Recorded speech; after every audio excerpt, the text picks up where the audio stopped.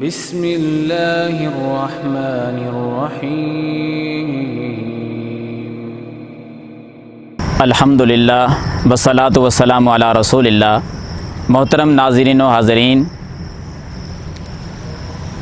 آج کل بہت سارے لوگ ایک سوال پوچھتے ہیں کہ کوئی ایسا عمل بتلائیں کہ ہمارے جو نقصانات ہو جاتے ہیں اس سے ہم محفوظ ہو جائیں۔ حادثات ہوتے ہیں، نقصانات ہو جاتے ہیں، تکالیف آتی ہیں، بڑی پریشانی بن جاتی ہے، تو کوئی ایسا عمل ہو کہ ان پریشانیوں سے نجات مل جائے، نقصانات سے ہماری حفاظت ہو جائے۔ تو میں ایک عمل ذکر کر دیتا ہوں، چھوٹی سی ایک دعا ہے، مختصر سا ایک ذکر ہے، وہ ہماری زندگی کا حصہ بن جائے صبح و شام، تو انشاءاللہ ہمارے سارے نقصانات جو ہیں وہ ختم ہو جائیں گے، ہماری ہر چیز کی حفاظت ہو جائے گی۔ ذکر کون سا ہے، کس وقت اس کو پڑھنا ہے؟ آسان سا ذکر ہے، بسم اللہ الذی لا یضر مع اسمہ شیء فی الارض ولا فی السماء وہو السمیع العلیم۔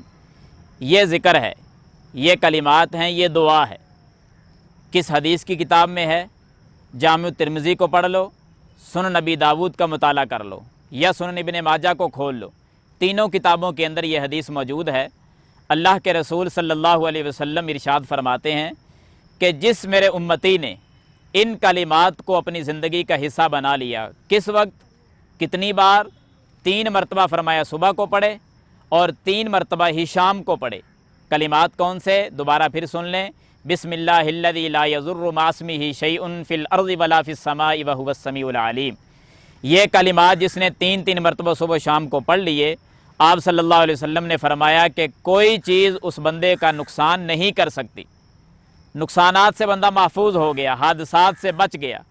روزانہ ہمارے سفر رہتے ہیں، کتنی زیادہ خبریں آپ سنتے رہتے ہیں، فلاں جگہ پہ حادثہ ہوا، فلاں کی موت واقعہ ہو گئی۔ ہوتا تو وہی ہے جو تقدیر میں لکھا ہے، لیکن یہ بات ضرور ہے کہ انسان کی حفاظت ہوتی ہے، انسان محفوظ ہو جاتا ہے، بچ جاتا ہے۔